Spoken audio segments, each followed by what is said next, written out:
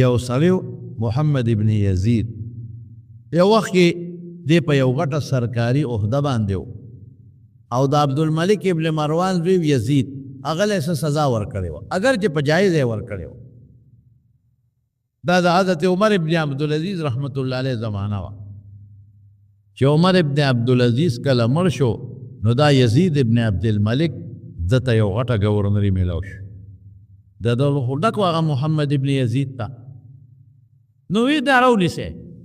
دی غریب ته وتښتېد خو پولیس یې ورپسې ګرځه او پرې نه ښوده او سړی یې راونیو او چې راوینیو نو ځان ته یې مخامخ ودرو وی ما نه به دې څوک بچ کوي تا ما نه څوک بچ کولی شي هېڅ څوک دې رانه نه شي خلاصولی اوس دې نه پرېږده داسې یو طاقت نشته چې ما نه دې څوک بچ ګوره څونه خبرې هغه وی ما خو تا سره بد نه دی کړی ما ته خو بادشاه حکم کړی چې دې جیل کې واچو زه دغه او د بادشاه مې په څه طریقه راځي که ته مې د جیل نه راوویستی ما خو دا سره خو کړل چې ما د جیل نه راوویستی او په جیل کې مې تا له خاص کمره درکړه هغو جیلیانو سره مې ونه ساتلی او تا له به ما خصوصي ډوډۍ درلېږله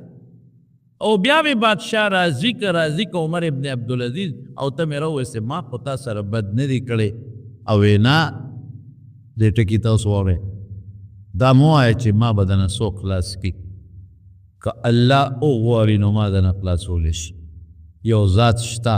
وی اوس دې رانه خدای هم نشي خلاصولی وغورځېد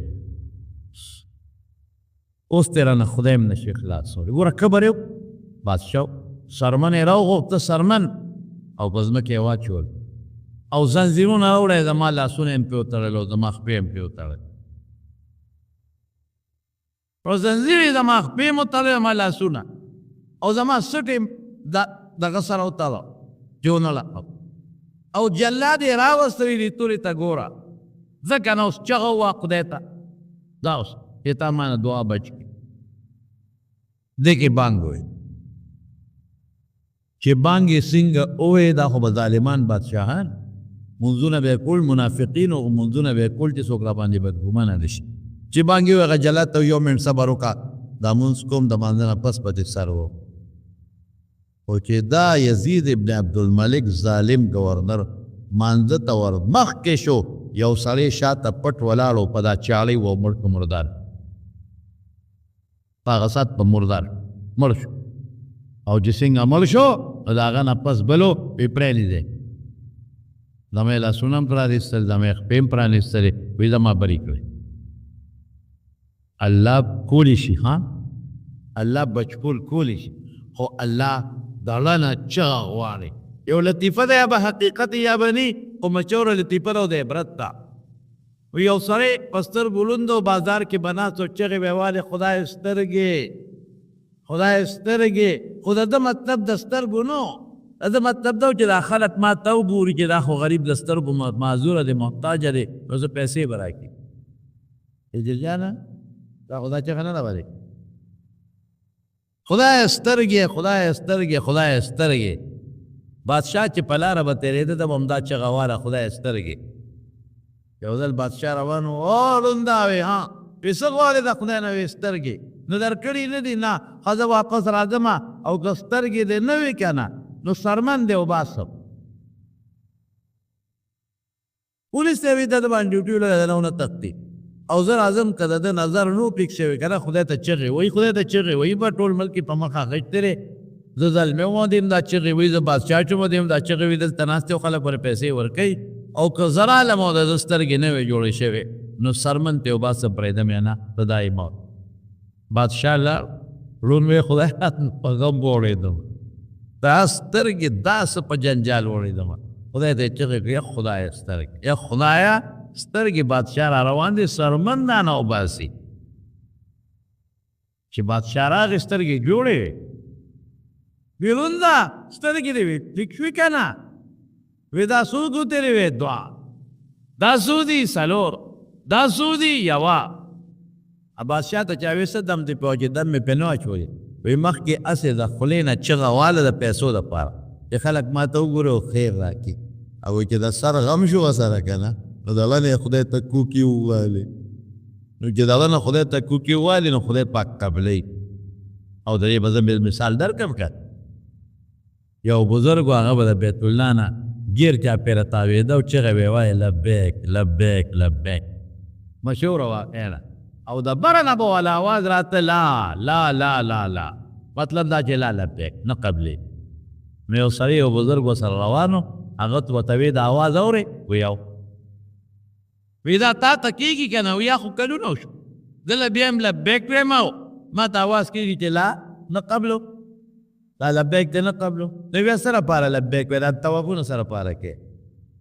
او ته څه وایي ورس چل دی ایک ټکو کې دی ورته ما خو ګناه کړې ده تا ماله چې اواز راځي نه قبلوم دا ټیک چې ما ګناه کړې ده غلطي مې کړې ده نو بس ما ته وایي نه قبلوم نو چې ګناه مې وکړه نو د خدای دا در راته معلوم و دا بیت الله نو دلته وله رالم چې ما به معاف کړو زما دا دعا او دا لبیک به قبول کړي نو بس ته راته بل در وښایه چې هلته ورپسې لاړ شه ما ته خو د الله بل در نو معلوم دا بیت الله راته معلوم و دلته رالم نو که ته راته بل در ښیې نو هلته ځم قبلی که نه قبلی زه خپل رب له راغلی ما زما دعا قبلی که نه قبلی زه خپل رب له راغلی ته دا دې در نه بل در راته ښیې نو وښایه زم ورپسې نو چې بیا به د یو ځل لبیک وي نو فرشتې به ورسره دوه ځله اواز کو لبیک لبیک لبیک لبیک نو د مارون اصل څیز هغه د زړه نه دی د زړه نه حضرت معاویه رضی الله عنه په خپل زندګۍ کې او په خپل ژوند کې لا وفات نو د خپل زوی دپاره یزید ابن معاویه دپاره د خلکو نه بیعت اخیستل شروع کړل اوس دې زمانه کې چې انتخاب کېږي د مشر نو هغه د وټونو په ذریعه کېږي او هغه زمانه کې چې به انتخاب کېده نو د بیعت سلسله به وه خلکو به یو مشر له لاس ورکه بس دا به د هغوی وټو نو په خپله زندګۍ کې او په خپل ژوند کې د خپل زوی دپاره د یزید دپاره بیعت شروع او چونکې هغه په خپله جمدی و حکومت یې خپلو د حکومت چې څومره والیانو ګورنران هغې خپلو د فوج سربراهان او مشران یې خپلو نو دا مرحله ورته ډېره اسانه وه عامو مسلمانانو د فتنې نه او د انتشار د بچ کېدو د لاسه د یزید بیعت وکړه مدینه منوره کې له عام بیعت نو شوې دې درمیان کې حضرت معاویه رضی الله عنه وفات شو د مدینه شریفې والی ته اطلاع راورسېدله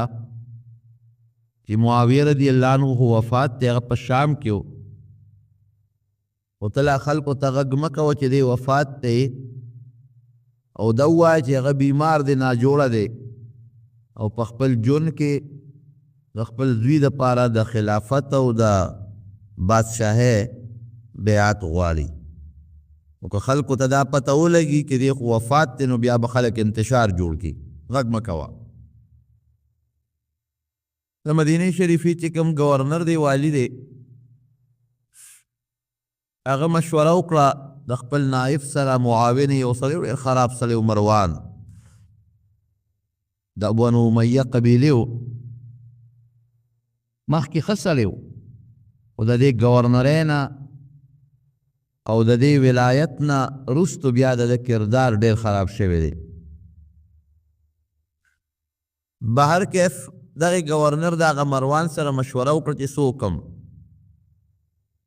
مروان ورته وی چې په دوو کسو زه یریږم چې هغوی به د یزید سره بیعت ونه کړي یو حضرت حسین رضی الله عنه او دویم عبدالله ابن زبیر رضی الله عنه دا دوه کسانو باندې یریږم چې دوی به بیعت ونه کړي او باقی خلق به وکړي خو که دې دوو کسو بیعت ونه کړو دا نور هم نه کوي وی څو کما وی دا دواړه راوغواړه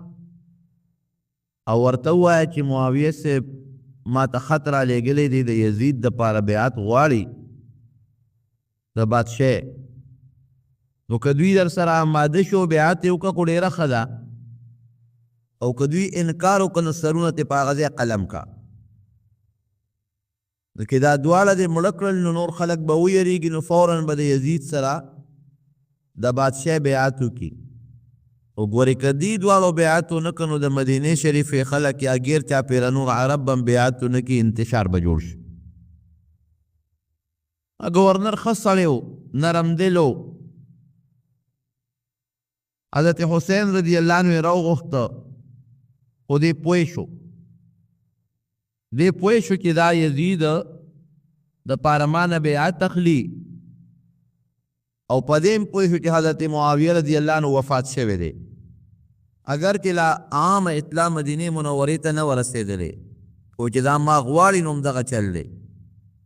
ځان سره یو څو کسان بوتلل او هغه د ګورنر د محل نه د دربار نه بار ودروله او وایي که ما آواز وکړو نو ما پسې راننوځې، هسې نه ماته څه دننه مصیبت یا فتنه جوړه نه شي. چې دې سنګ ننوت هغه ګورنر ورته هم حقه خبره وکړه، وی ما خو دې له راغوښتې معاویه رضی الله عنه بیمار دی او هغه د خپل زوی یزید دپاره د بادشاهۍ بیعت غواړي، نو ته مهرباني وکړه هغه سره بیعت وکړه. حضرت حسین رضی الله عنه پوه شو، هغه ورته وی چې ما ته پته ده چې ته هم دې له غوښتم، او زما دا هم یقین دی چې حضرت معاویه رضی الله عنه وفات دی. وی بس ته ما دې له راغوښتې چې ته به بیعت کې، وی ما له مشورې له وخت راکړه، زه به پې سوچ وکړم، مشوره به پې وکړم، پې ډېره ښه ده. حضرت حسین رضی الله عنه ته بار راووته. گورنر چې بیا د هغه خپل معاون سره د هغه خپل نایب سره مشوره وکړه د مروان سره، مروان ورته انتهایی غلطه دی وکړه، که بیعت یې نه کوو نو وجلی به دی، نو که دې یې وجلی وی نو نور خلک به یېرېدلی او ټولو به د یزید بیعت کوو، چې دې نه بد شو سې قابو کولی نه شي. او گورنر ورته وی افسوس مروانه، ته زما لاس د پیغمبر علیه السلام په ښار کې د نبی علیه السلام په کلي کې د هغه د نوسي په وینو رنګ کول غواړئ، الله نه نه یریږي؟ دا د پیغمبر علیه السلام ښار دی، د نبی علیه السلام کلی دی، د هغه وطن دی، او دام په یقین سره مونږ ته معلومه ده چې حضرت حسین رضی الله عنه د نبی علیه السلام نوسی دی، د لور زوی دی، نو زما لاس ولې د هغه په وینو باندې رنګ کم؟ هېڅ چرې داسې نشم کولی، بیعت به ترې والو، وی اوس یې نشي قابو کولی. سبا یې ورپسې بیا استازی ولېږه چې ته راشه او مونږ سره هغه خپله خبره کې مشوره وکړه. حضرت حسین رضی الله عنه ته بیا یو شپه مهلت واخیسته چې ما ته یو شپه انتظار وکړه، زه مشوره کوم، او په هغه شپه کې دننه مکې مکرمې ته را روان شو. څومره د پیغمبر علیه السلام د خاندان د حضرت حسن د حضرت حسین رضی الله عنهما یا بنو هاشم کې د پیغمبر علیه السلام کم خاندانو، هغه ټول د شپې اوښانو باندې سواره شو، مکې مکرمې ته راغلل. مطلب یې دا و چې دلته اوس جنګ او جګړه جوړول او اختلاف او انتشار پیدا کول نه دي پکار، دا د پیغمبر علیه السلام وطن دی، زه به بیعت نه کوم، دی به په زور رانه غواړي، نو لوی جنګ او انتشار او وینې تویدل د مسلمانانو به شروع شي. عبدالله ابن زبیر رضی الله عنه هم د شپې پټ پټه مکې مکرمې ته ځان راورسو. مکه مکرمه کې دی یو بل سره مشورې کولې چې اوس څه وکړو، آیا د دې یزید بیعت وکړو؟ عامو خلکو یې بیعت کړی دی او ځای په ځای باندې د زور حکومت قائم دی، شام کې، مدینه شریفه کې، په بصره کې، او غیر چاپیره چې نور څومره علاقې دي هلته کې ټول خپل فوجي کمانډران دي، د بیت المال مشران دي، فوجي جرنیلان دي، بادشاهان، والیان، گورنران، ټول د ده دي. اوس مونږ دې حالت کې څه وکړو؟ مونږ که د ده بیعت کوو هم نامناسب دي. ولې؟ ځکه چې کم خلافت د نبی کریم صلی الله علیه وسلم نو هغه دا خلافت نه دی. د پیغمبر علیه السلام خلافت خو طریقه به دا وه چې کوم د رای خاوندان به هوښیار او پوه خلک به هغوی به راجمع شو، هغوی به خپل منځ کې فیصله وکړه چې کوم انسان د بادشاهۍ لپاره اهل دی نو اب بادشاه که. حضرت ابوبکر صدیق رضی الله عنه بادشاهي او خلافت هم دغسې وه. د حضرت عمر فاروق رضی الله عنه خلافت هم دغسې و. تر اوسه پورې موروثي بادشاهي نه وراغلې. نه حضرت ابوبکر صدیق خپل زوی بادشاه کړی دی، نه حضرت عمر فاروق خپل زوی بادشاه کړی دی، بلکې عمر فاروق رضی الله عنه چې کله په خپل ژوند باندې خلیفه مقرره و نو یو شوره یې جوړه کړه. یو څو کسانو وی چې زه وفات شم نو دا شورا دا څو کسان به کینی او دوی به مشوره وکړي چې څوک د دوی خوښ هغه د بادشاه کي. همدغه شپږو کسانو کې چې کوم د چا خوښي وی زما زوی عبدالله ابن عمر بم پکې ناست دي، خو دا زه ټولو ته اعلان کوم چې هغه له به بادشاهي نه ورکوئ. هسې مشوره ترې والی خو بادشاهي به هغه له نه ورکوئ. بیا د هغه نه پس حضرت عثمان رضی الله عنه په خپل ژوند داسې نه دي کړی چې د هغه زوی د هغه په ځای باندې ولاړ دی او د هغه د بادشاه اعلان یې کړی دی. نه حضرت علي رضی الله عنه داسې کړی دی. حضرت معاویه رضی الله عنه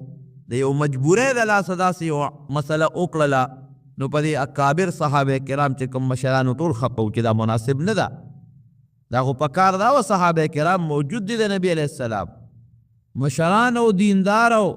د پیغمبر علیه السلام د مجلس خلق موجود دي، د هغوی د خاندان خلق موجود دي. نو په کار دا و چې هغوی مشوره کړې و چې کوم سړی د بادشاهۍ او د خلافت اهل وي هغه ته به بادشاهي او خلافت ورکړې وه.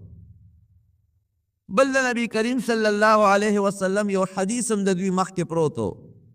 د دواړو جهانو سردار مبارک فرمایلی و چې یو زمانه به راشي، وی فرمایل ډېر زیات خفه او فکرمند و، د خوبه راپاڅېد، د الله رسول ولې خفه؟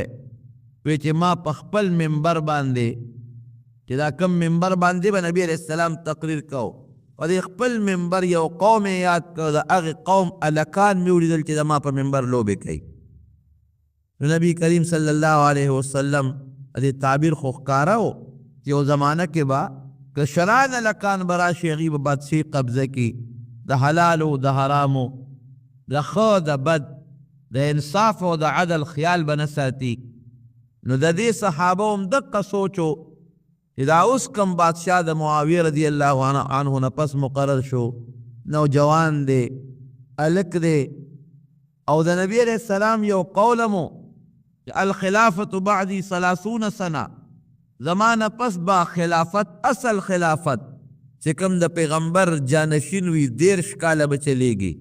د هغې نه پس به عامه بادشاهي شروع شي، بادشاهان به راپاسي، په یو بل به چکونه لګوي او ظلمونه به کوي. دا ټولې خبرې د هغې مخکې وې. په دې وجه باندې حضرت حسین رضی الله عنه، عبدالله ابن زبیر رضی الله عنه، دې اکابرو صحابهو د یزید بیعت زړه نه غوښتو. مشوره شروع وه چې څوک وو. کوفه چې نن سبا د عراق مشهور ښار دی، حضرت علی رضی الله عنه دې کوفه کې پاتې کېده. هغه شهید شوی هم په کوفه کې دی او د علی رضی الله عنه قبر هغه هم اوس هم په کوفه کې دی.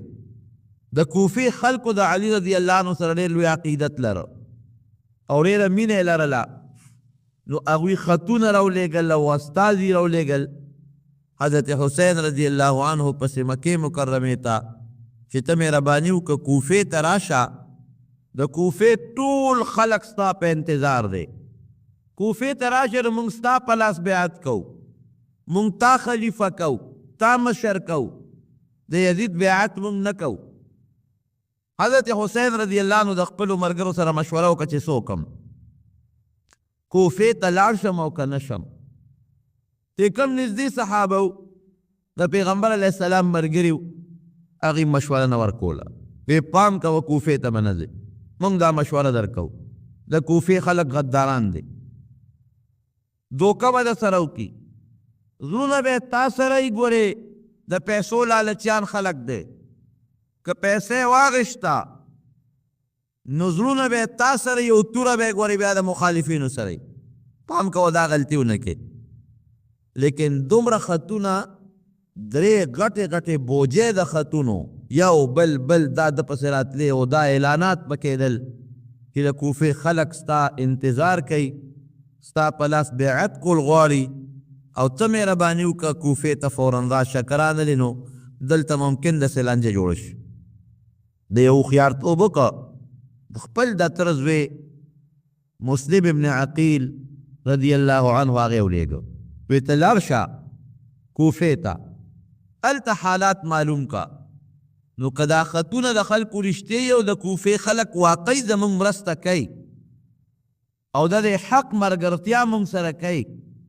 د دې باطل مقابله موږ سره کوي نو ما ته بیا اطلاع وکړه نو زه کوفې ته درځم که دا خطونه دروغي او خلکو کې زموږ سره د زړه مینه او اتفاق نی نو بیا هم راته ووایه زه کوفې ته نه درځم مسلم ابن عقیل ډېره اوږده واقعه ده زه درته مختصره ویم مسلم ابن عقیل لاړ کوفې ته او د کوفې خلکو ډېر زبردست استقبال وکړو او زرګونه خلک یې ملګري شو او دا اوازونه به یې کول چې د نبي علیه السلام د تره زوی زنده باد ځکه مسلم ابن عقیل دا د حضرت علی رضی الله عنه رواره دی عقیل چې دی د ابو طالب زوی دی نو دا د حضرت حسین رضی الله عنه د تره زوی دی د پیغمبر علیه السلام د خاندان انسان دی ډېر لوی استقبال وشو او ځای په ځای بیعت ورسره غایبانه شروع شو چې موږ ستا په لاس بیعت کړو د حضرت حسین رضی الله عنه دپاره او هغه ته فوراً خط ولېږه چې هغه هم را روان شي مسلم ابن عقیل چې د خلکو دا ګرمه ګرمۍ ولیدله د کوفې د خلکو او دا جوش یې ولید چې دا خلک خو زموږ ټول تابعدار دی او ټول د نبي علیه السلام په خاندان ځان قربانوي یاره دا خلک خو اورېدو والا خلک نه دی دا واقعي زموږ د خاندان مینه ناک دي موږ سره محبت دی او زمونږ نه اورېدو والا دي او یو کس ته نه ټول د کوفې خلک په زرګونه د قبایلو ګیر چاپېره کې څومره علاقه وه کوفه یو خاص ښار نه څومره چې ګیر چاپېره د عراق د علاقې وې دا ټول په یو اواز ورسره پاڅېدل او بیعتونه ورسره شروع شو مونږ بالکل د یزید بادشاهي نه منو مونږ د هغه مقابله کې د نبي علیه السلام نوسې ودرول غواړو او فوراً دې راځي مسلم ابن عقیل کې دې حالت ته وکتل یو خط یې ولیکل او په هغه خط کې حضرت حسین رضی الله عنه ته ولیکل چې ته مهرباني وکړه فوراً را روان شه کوفې ته ممکن د مکه مکرمه کې تا ته خطره میلو شي دلته هېڅ خطره نشته هغه خو هغه ظاهري د خلکو هغه مینې ته وکتل د کوفې خلک ټول زموږ ملګري دي هېڅ څوک زموږ مخالف نشته او ټول په موږ ځانونه قربانوي حضرت حسین رضی الله عنه ته خط را روان شو خو پیاده سفر یې بلا مزل به یې خوا یزید ته پته ولګېدله شام ته اطلاع میلو شوه چې حضرت حسین رضی الله عنه خو مکې مکرمې ته راغلی دی نو مکې خلک هم ورسره ټول ولاړ دي ستا خلاف او بیا کوفې ته د تره زوی راورسېد مسلم ابن عقیل او ټول د کوفې خلک ورسره ودرېدل او بلکې یوازې ودرېدل نه د هغه دپاره بیعت هم شروع شو پوه شو هغه وی که دا کوفه هم زما مخالفه شي د مکې خلک هم زما مخالف شي او دا خو د نبي علیه السلام نوسې دی که دې لږ میدان کې ودرېده نو دا ټول خلک د ده مرسته کوي او زما بادشاهي خو بیا بربادي کړي زما څوک د مقابله کې چې ته بادشاهي دي راشه زور نه کار واله نو د بصرې چې کوم ګورنر و کوفې سره مخکې یو ښار دی دا م عراق کې راځي عبیدالله ابن زیاد هغه ته یو خط ور ولېږه او هغه ته یې فوراً کوفې ته لاړ شي او د کوفې خلک په هغه طریقه چې دا حضرت حسین رضی الله عنه او د عبیدالله ابن د مسلم ابن عقیل نه د هغه د تره د زوی نه واړوه پیسې غواړي پیسې ورکه مشرۍ غواړي مشرۍ ورکه په پیسو کار نه کېږي او په زور کار کېږي نه چې څوک مخالفي ختم کا مړه کا خدا فتنه ختمه کا عبیدالله ابن زیاد چې کوم د بصرې ګورنر و د یزید د طرف نه دی راغی کوفې ته او د کوفې جامع مسجد کې اعلان وکړ، خلک کې ځان ته را جمع کړل. هغه سره خپل لښکر دی د بصرې نه ځان سره راوستی دی. جامع مسجد د کوفې لوی جومات کې ودرېده او دا اعلان یې وکړ چې خلکه زه یزید چې د امیر المؤمنین دی زه د بصرې ګورنر یم او ما له د کوفې ګورنر یم راکړه، دا د هغه خط دی. نن نه پس زه د کوفې ګورنر یم او ما ته دا اعلان کړی دی چې که څوک زمونږ مرسته کوي مونږ هغه له پیسې هم ورکوو،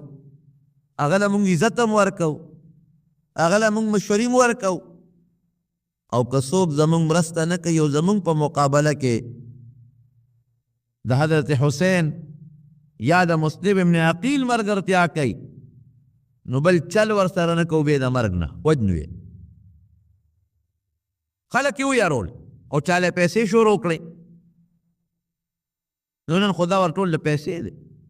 تاسو دا په عراق کې او په افغانستان کې وځای په ځای نه دی. دا خلک ولې نن د امریکې مرسته کوي ورته ښه پته ده. د یهودو او د امریکې هغه د مسلمان دشمني هم ورته معلومه ده. دا هم ورته معلومه ده چې یاره د امریکا او د یهود زمونږ په دې وطن کې څه کوي. خلکو ته پته هر څوک ته خبر دي. په افغانستان کې څو کړل، په عراق کې څو کړل. د عراق کې به دا چغې والې چې یاره عراق چې دی نو دا نوې وسله او ایټمي وسله ده او هتیار دی ورسره، او معاینه کار به یې لېږل چې دې معاینه کارو سره مدد نه کوي، امداد ورسره نه کوي، او د ایټمي وسله جوړه کړې ده او دې کړې دي هغه یې کړې دي. تر ننه پورې دې ټولې دنیا ته پته ده چې په عراق کې چېرته ایټمي وسله خو دا چې اسم چا څه پیدا نه کړی شو. په خپله اقرار وکړو یاره مونږ چې په کوم مقصد په عراق حمله کوله نو هغه غلطه او هېڅ قسمه هتیار پکې نشته، نه پیدا کړی شو. افغانستان کې وی یاره وی دا طالبان چې دي دی وی د ښځو حقوق او عامو خلکو ته خپل حق نه ورکوي. د څه حق ولا ورکوه؟ څومره دنیا تباه کړل او څومره خلک شهیدان شو، څومره ښځې پکې کونډې شوې، څومره بچي یتیمانان شو. د دې امریکې دا ظلم زه وایم چې بچي به مني کې دا ظلم کوي. ټول پاکستان کې نه ټوله دنیا به مني کې دا ظلم کوي. هر څوک به مني، لیکن بیا هم ډېر خلک ملګري دي. زړه نفرت به د هر مسلماني د امریکې سره ولې بیا خلک ملګري دي؟ صرف د پیسو د تمې په لالچ باندې. پیسه ورسره ده،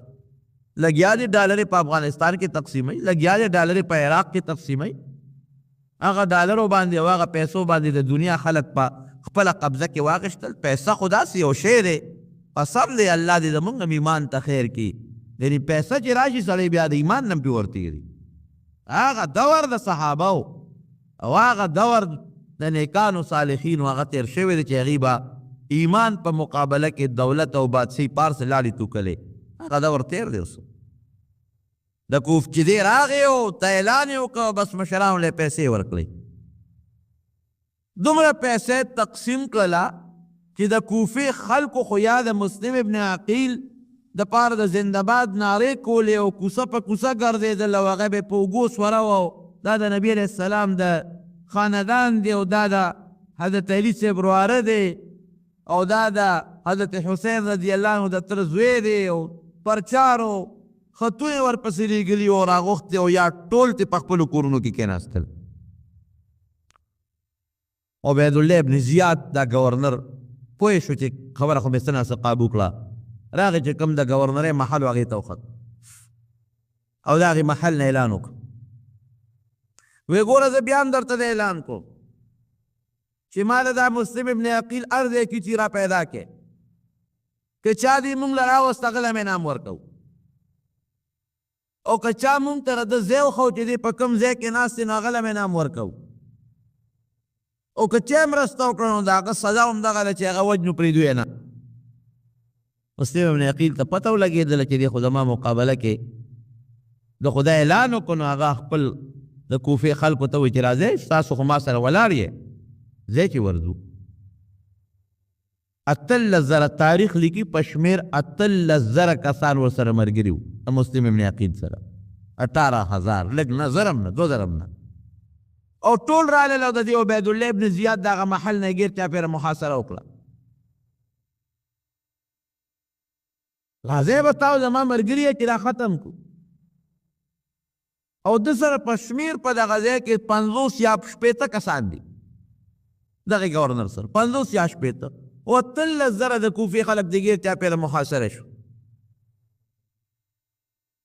دغه 50 شپېتو کسانو کې هغه خلک هم چې هغه د دوی د قومونو مشرانو هغوی ته وایي شا به کوشي وځئ د محل نه. او چې کم خلک د مسلم ابن عقیل سره ملګري دي هغوی له پیسې ورکړي لالچ ورکړي څومره پیسې چې غواړي ورکړي وله دا خلک رانه پره کړي او په خپله بیا د قلا سر ته وخته اعلان یې وکړی خلکه زه ګورنر یم ستاسو د یزید د طرف ته ما له د کوفې ګورنري راکړې ده او زه د اعلان درته کوم چې څوک زما مرسته کوي څومره پیسې چې په کار یې ورکوم به د قومونو مشری به ورکوم او که چا زما مرسته ونه کړو د دې مسلم ابن عقیل مرسته وکړه نو خیر یې نشته ما به تاسو مړ کړئ خو درپسې بل لښکر را روان دی. تاریخ لیکي چې یا 13,000 کسانو او یا یو قسم ورسره پاتې نه شو دا غریب دقسې په میدان یوازې پاتې شو. او اخره کې ډېره زیاته د غم او د افسوس واقعه را خو دې هم ګرفتار کړ او ریوست او ځان ته مخامخ ودرو او په دومره بې دردۍ باندې ګرفتار کړ چې دې کله ګرفتار کړ نو دې ووهه او دا شونډه او دا پوز او دا غاښونه یې وتل دې نه وینې به دی ځان ته مخامخ ودرو. تو حضرت حسین را لېږلې او ډېر د حضرت حسین رضی الله عنه په حق کې ډېرې ستغې سپورې ډېرې د کنځلو خبرې وکړې د ورلم جوابونه ورکړل هغه الفاظ ما له مناسب نه دي خو بهر کې سړي ته حکم وکړه جلاد ته د محل سر ته وخېجوه او هلته یې په توره ته سر ووهه او سر او تنې دواړه لارې ته وغورځوه چې خلک ته عبرت وایي. وی یو وصیت کوم هغه خو مې ومنه کړم. وی وایه څه وصیت دی وی یو وصیت خو دا دی زما یو وصیت وبنه باقي زه چې ته څه وی نو بس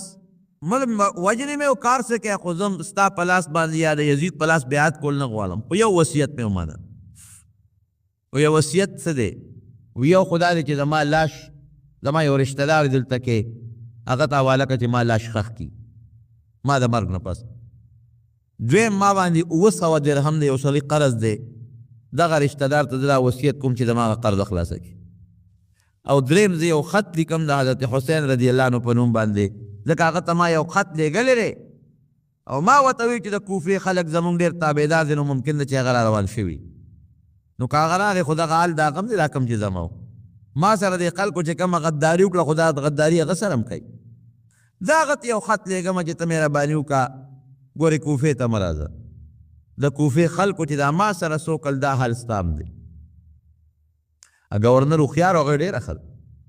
رشته دار یې وله راوغوښته 3 واړه وصیت یې وکړل وی دا 2 به دې ومنو ستا دا قرض به هم ستا دا رشته دار خلاص کړي خوښه یې خپله ده که خلاصوي که نه خلاصوي مونږ یې نه منې کوو. دا دویمه خبره دې منولي که حضرت حسین ته رضی الله عنه ته که خبره ده که رانغې جنګ به ونه شي جګړې نه به مونږ هم بچ شو به هم بچ او دا درېیمه خبره دې نه منو چې ستا لاش دې ښخ کړي ستا لاش به هم دقسې په دې میدان پروت وي ته نه منو. اوچت یې که بره د قلا سر ته او هغه ظالم جلاد ته سر ووو سر یې هم لاندې پرېوته او وجود لیله ته ورکړه هغه هم لاندې پرېوته ځای دومره اوچت و تاریخ لیکي چې دې ځمکې له راغې نو د خپې دا ډوکې مات شو.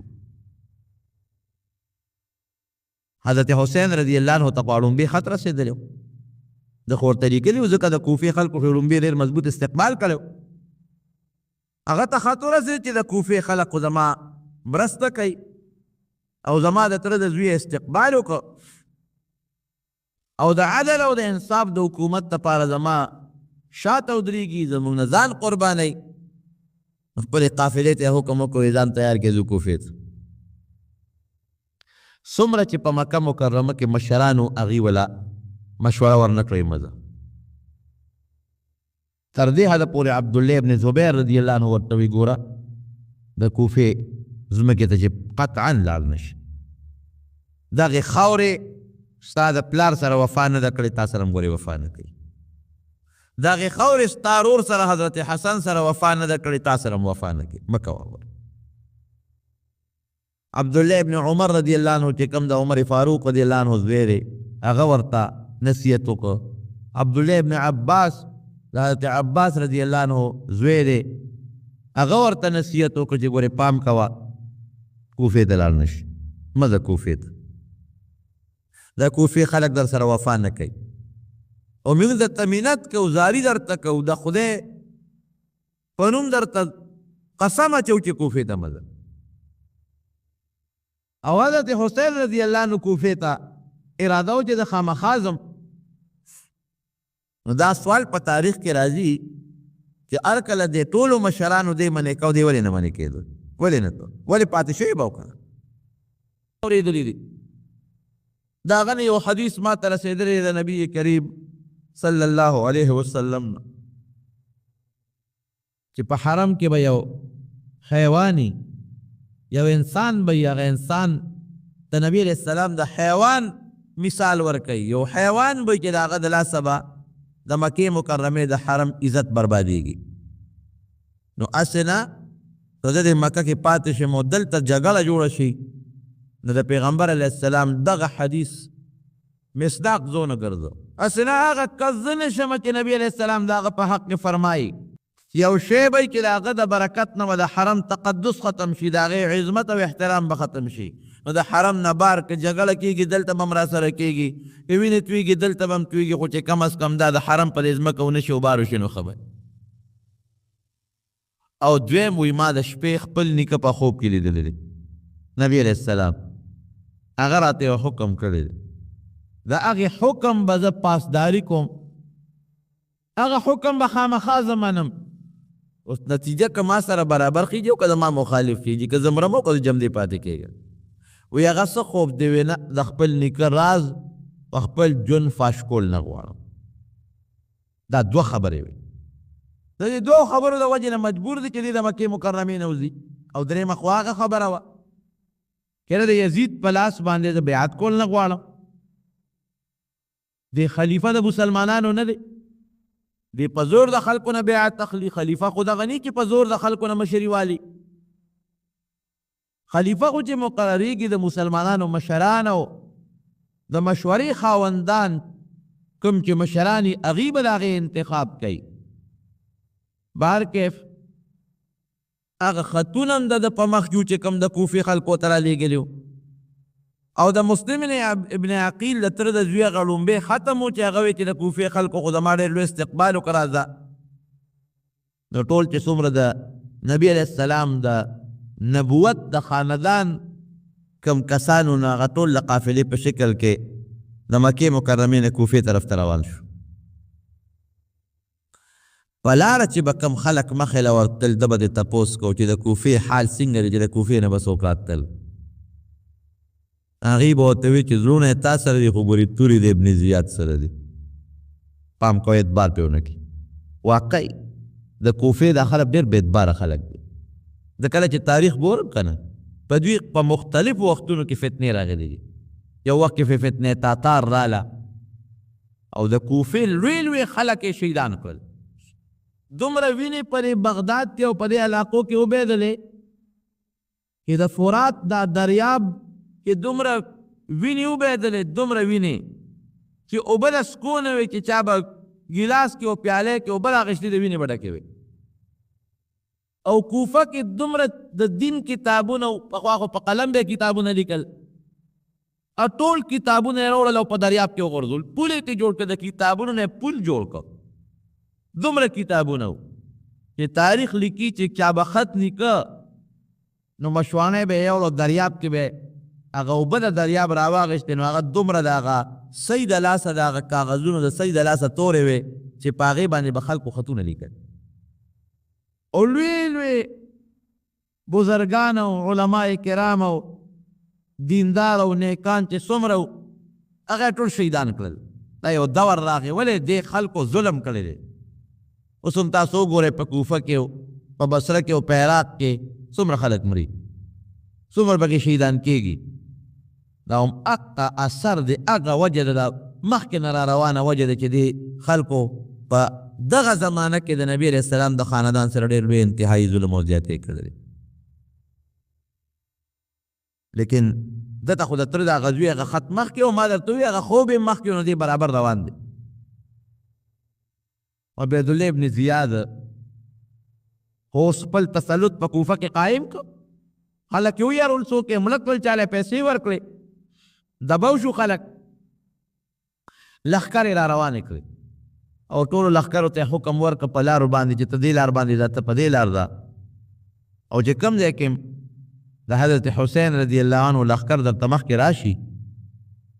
نو هغه لښکر یې دې ګرفتار کې مالې راولي. او که چرتې دې ګرفتارۍ له ځان نه درکوي، نو فوراً ته سر قلم کې. او که دې واپس مکې مکرمې ته ځي چې واپس یې پرېم نه دی. په لاره باندې مختلفې قافلې راځي او د ده سره ملاقات کېږي. بالاخر یو ځای کې ورته د مسلم ابن عقیل رضی الله عنه د تره د دوی د شهادت اطلاع راورسېدله. هغه خط چې هغه کوم هغه وصیت کړی وله راورسېد. خپل قوم یې کېنو، هغوی سره یې مشوره وکړه چې اوس به څه کوو. دا خو واقعي موږ نه غلطه وشوه.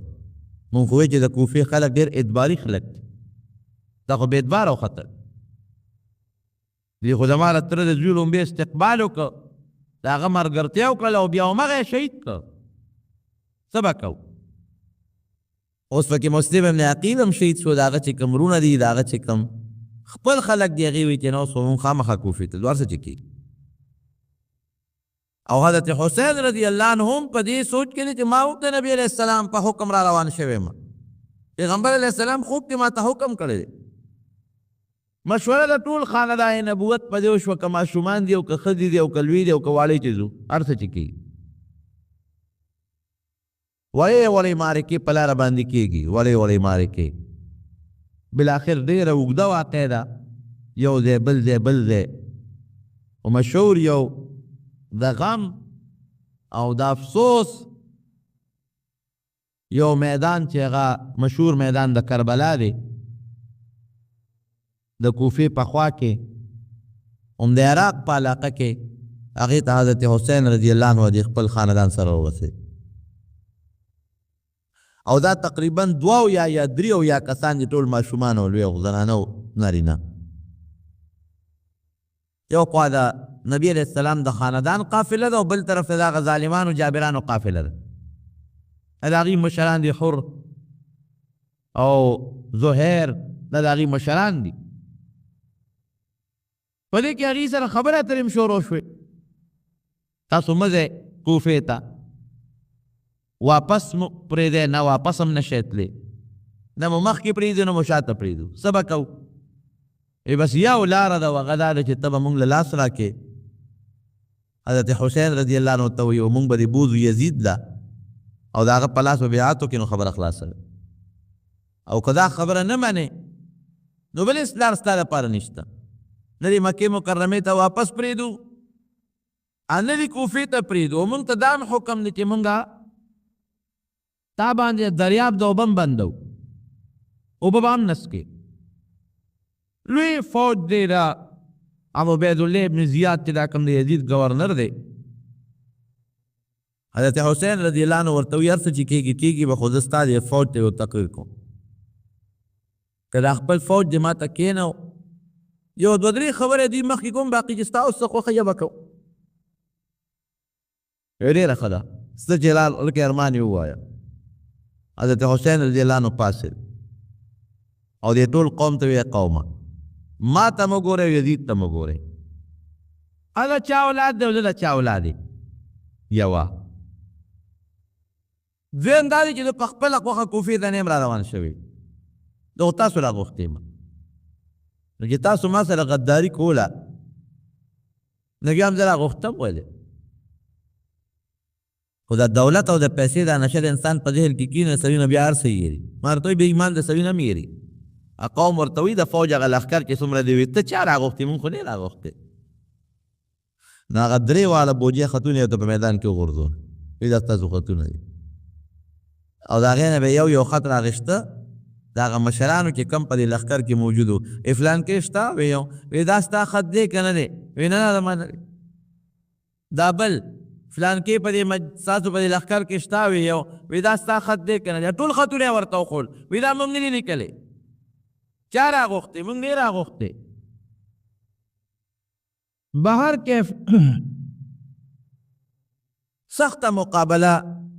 دا میاشت غالبا چې بېګاله و میاشت ختلي ګومان دا کوم وریځ ده الله دې باران لم صبر ورکړي خو راتلونکي جمعه هم پکې راځي زما ګمان دا دی چې عاشوره به میاشتې پته نه لګي خو حکومت خو غالبا د اتوار ورځ ویلې ده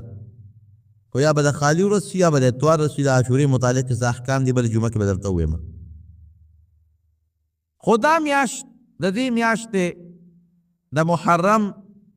چې کومه لسمه ورځ ده د عاشورې ورځ چې ورته موږ وایو په دغه شپه باندې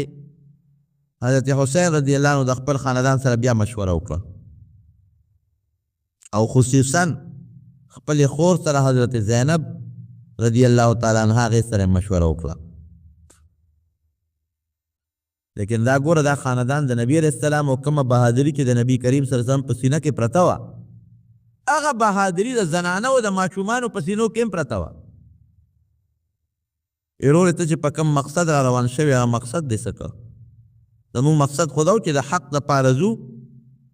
او د باطل مرسته او ملګرتیا به نه کوو هېڅ پروا نشته که ته په دې لار کې شهید کېږې نو هېڅ پروا نشته شهادت خو مرګ دی که نه نو مونږ خو د مرګ نه خلاصېدی نشته که نن د مرګ نه بشو سبا به مرو که سبا نی بلوز به مرو بلوز دی بلوز به مرو نو خپل بچي سره زین العابدین علي ابن حسین بیماره مو ماشوم نوجوان کشر هغه سره مشوره کوي بچې ستاسو خیال دی ای بابا هېڅ خبره نه ده مرګ له ورځ مقرر ده او داسې خبره نه ده که زموږ دا مشران تاسو یا موږ شهیدان شو نو خو یو ورځ ورپسې وروستو را روانه په هغې به بیا یو بل سره ملاقات کېږي که خو تا چې کوم خوب لیدلی دی خپل نیکه درته په خوب کې څه ویلي دي بس هغه خوب خپل رښتینی که هېڅ پروا نشته بیا د خپل قوم ته یو ډېر افسوسناک تقریر کړی دی خپل چې څومره د خاندان خلک دي موږ خو د حق په لار کې راوتي یو او د عدل او د انصاف د حکومت د قیام دپاره خپل کوشش دی او د یزید د ظلم او د بادشاهۍ د نظام مقابله که هغه نه غواړو دا مقصد دی او خپل نیکه راته یو وصیت کړی دی په هغه وصیت عمل کوم هغې پسې راوتې او د کوفې د ظالمانو خلکو راغوښتې مګر چې دې را سره دوکه وکړه خو دا خبره ده چې ما د خپل نیکه نه او ما ته خپل نیکه نه دا روایت رسېدلی دی چې کوم انسان د الله په لار کې جنګ وکړي هغه ته شهید ویلي کېږي او شهید په دنیا کې مړي لیکن د خدای په نس جمدي وي نو که موږ ته دنیاوي مرګ میلو شي نو دا زما یقین دی چې موږ به د الله په نس جمدي یو هېڅ پروا نشته زمونږ اخیری انجام مرګ دی خو که د شهادت مرګ موږ ته میلو شي زمونږ ملاقات به د خپل نیکه سره وشي زمونږ ملاقات به د خپل پلار سره وشي او زمونږ ملاقات به د بدر او د احد د شهداو سره وشي چې هغه زمونږ دپاره ډېر لوی فخر دی او بیا خپلې خیمې چې څومره وي نو هغې نه ګیر چاپېره اور بل کړه یو خندق یې وکنه او په هغې کې لرګي وغورځول اور یې بل کړه دې دپاره چې هسې نه څوک بدبختیان د شاته نه حمله وکړي نو هغې کې هغه خندق سره خیمې خښې کړې وې او په هغې کې چې کومې زنانه او ماشومان هغې ډېره کړي هسې نه څوک ظلم وکړي او زمونږ په زنانو باندې څوک زیاتې ونه کړي حمله ونه کړي او بیا هم د هغې لښکر سره مخ په مخ شو او تقریبا د نبوت د خاندان چې څومره نارینه خلک و نارینه سوا د علي ابن حسین چې امام زین العابدین ورته وایي چې دی بیمارو او دی په خیمه کې پروت و د هغې نه ما سوا چې څومره ټول شهیدان شو نوبت بن نوبت او بدبختیانو پې اوبه بندې کړې یو مقام کې چې تږي شو نو دا آواز یې وکړی ظالمانو یو تپوس ته نه کوم تاسو په ما د فرات د دریاب د اوبه بندې کړي وی دا اوبه خو خندیران هم څکي او سپي هم څکي لکه دریاب نه خو دا ټول حیوانات اوبه څکي هغه اوبه چې خندیران او سپي څکي د پیغمبر په نوسیم بندې کړي د خدای نه نه یېرېږي لیکن هغه ظالمانو په زړونو کې هغه د پیسې او د هغه مشرۍ او د دولت هغه نشه وه دا ټول شهیدان شو او د شهادت نه پس بیا هم پرې نه ښود سر یې ترې پرې کړه د حضرت حسین رضی الله عنه نه او هغه سر یې یوړ عبیدالله ابن زیاد ته دې وخت کې په مدینه منوره کې یو بیبي د مشکات شریف په حدیث کې هغه خوب ویني یو دومه نوم یې دې وخت کې ما نه هېر دی وی راپاڅېدم ډېر هیبتناک خوب مې ولیدو څه خوب دې ولیدو وی نبی کریم صلی الله علیه وسلم مې په خوب کې ولید وی دوړې پې خاورې پې الوتې دي او سر مبارک یې ببر دی او لاس کې ور سره شیشه ده او په هغه شیشه کې وینه ده وی ما یې تپوس وکړه چې د الله رسوله ولې پریشان یې څه چل شوی دی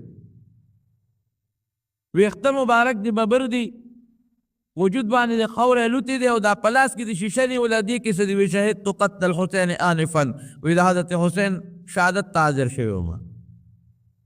دا لږه غوندې وینه مې د هغه وینه راغشتې ده دې بدبختانو زمان وسې معاف نه کړ یا هغه بیبي راپاڅېد هغه خوب یې بیان کړه دا عین هم هغه ټیم و چې کوم وخت حضرت حسین رضی الله عنه شهید شوی دی سر یې یوړه عبیدالله ابن زیاد ته مخامخ کېښود یو خانک کې را سر پروت و یو چوکۍ راواغېسته او دې پوزې له یې داسې رابروله چې سم شوې که نه شوې او بیا وی یاره خلک وایي چې د حسین رضی الله عنه حسن ډېر مشهور و خلک پرې ډېر خشته دی وی خلک وایي چې دا خشته دی داسې د هغه په هغه حسن کې دوه درې خبرې وکړې یو صحابي دی مقام کې ولاړ و هغه لاس ولکلک ونیو عبیدالله ابن زیاد ظلم مه کوه زما د قسم په الله کې ردې مخ نه ښکلې مخ بل نشته او زما د په رب ذوالجلال قسمي ته چې دا کم شونډو لا دا چوکه رابرې ما په دې خپلو سترګو له دواړو جهانو سردار مبارک لیدل کې دا شونډې ښکل کړي او ته چې کومې پوزې لا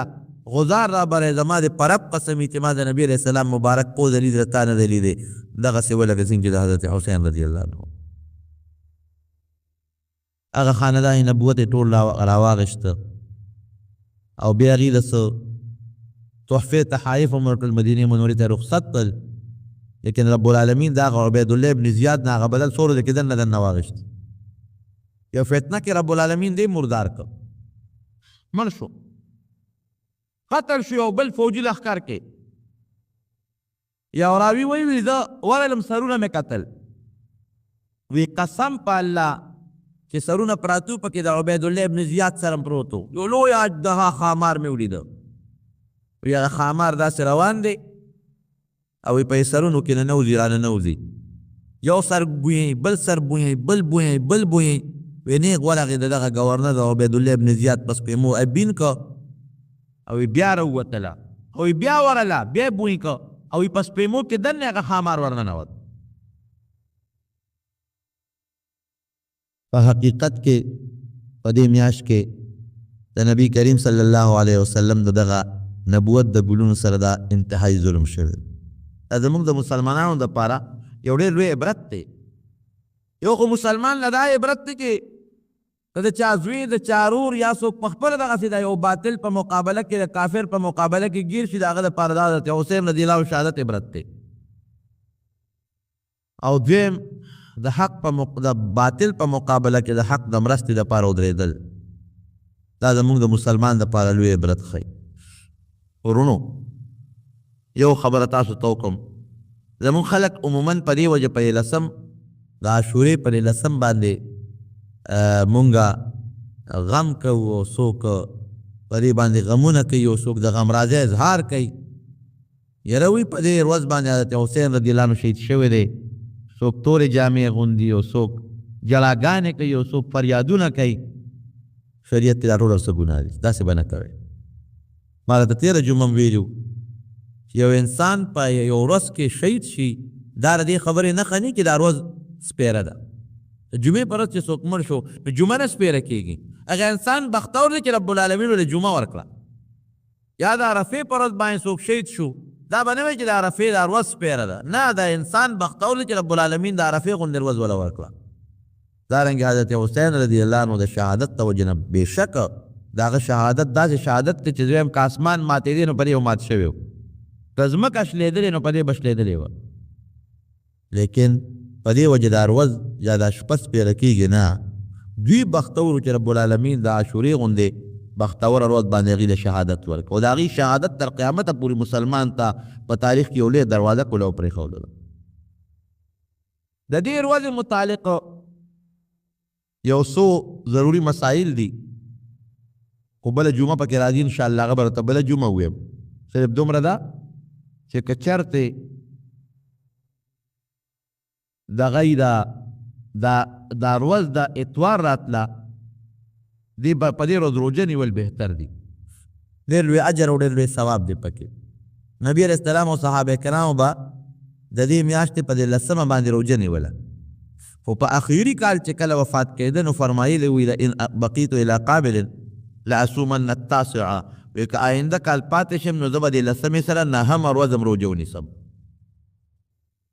نو 2 ورځې روژه نیول پکار دی. هغه د روژې فضیلت او اجر به انشاءالله آینده جمعه کې درته وویم، یا چې نور د دې ورځې متعلق کوم شرعاً د سنتو څه مسایل دي. خو که چېرته دا ورځ د خالي وه 10مه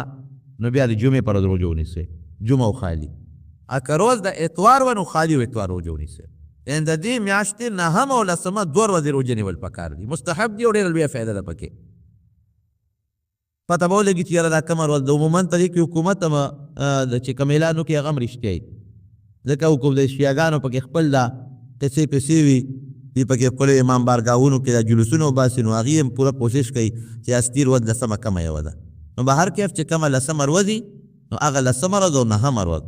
2 ورځې کوشش وکړئ نفلي مستحب ثوابي روژه ونیسئ، ډېر لوی فضایل او برکات یې دي. بله جمعه کې درته بیان نه کوم.